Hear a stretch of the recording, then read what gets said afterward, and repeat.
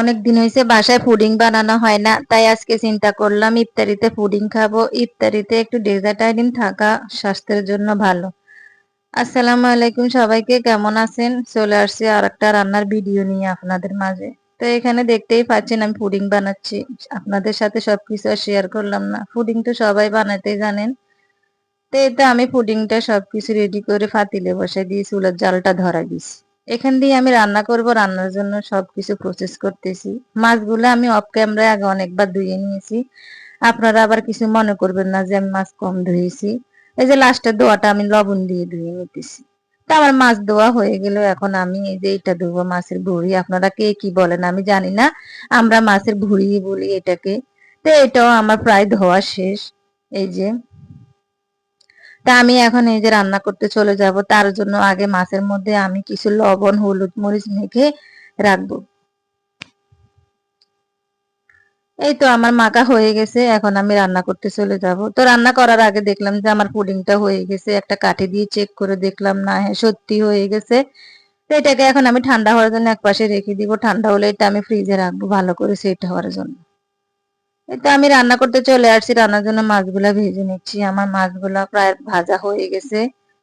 এক এক করে আমি এখন সব মাছ উঠাই নিব।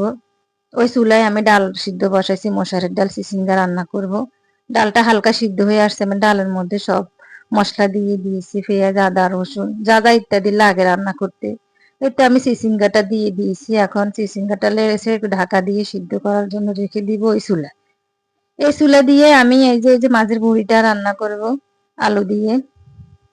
এখন আমি তেলের মধ্যে পেঁয়াজ টমেটো আদা রসুন হলুদ মরিচ জিরার গুঁড়া ধনিয়ার গুঁড়া লবণ তেল যা যা লাগে ইত্যাদি সব দিয়ে দিয়ে ভালো করে পানি একটু দিয়ে আমি কষিয়ে নিব। কষানোর পর আমি ভুঁড়িগুলা দিয়ে দিব। এই যে দিয়ে দিয়েছি, এখন এটার সাথে আমি কিছু আলু অ্যাড করব।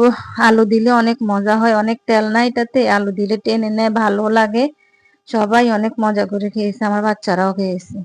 তো এদিকে আমার চিচিঙ্গাটা সিদ্ধ হয়ে গেছে, মানে হাফ সিদ্ধ হয়েছে, পুরোপুরি হয় না। কেন হয় না জানি না, এবার পানি দিতে হয় না, কিন্তু আজকে পানি দিতে হয়েছে আমার।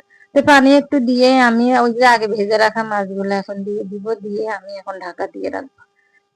এই যে ঢাকা দিয়ে রাখার পর আমার অফ ক্যামেরা রান্না হয়ে গেছে। এখন আমি উপরে দিয়ে টমেটো দিয়ে দিব, দিয়ে দিয়ে আমি তারপরে দিয়ে ঢাকা দিয়ে রাখবো। এরপর চুলার জাল বন্ধ করে দিব।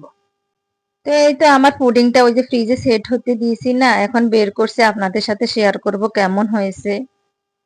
তো দেখেন এই যে পুডিংটা অনেক সুন্দর সেট হয়েছে, অনেক কালারও অনেক সুন্দর আসছে এবং খেতে অনেক মজা হয়েছে দেখেন।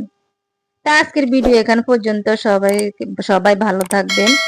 ভিডিওটি দেখে যদি সবার কাছে ভালো লেগে থাকে লাইক কমেন্ট শেয়ার করতে ভুলবেন না, আর আমার চ্যানেলটিকে সাবস্ক্রাইব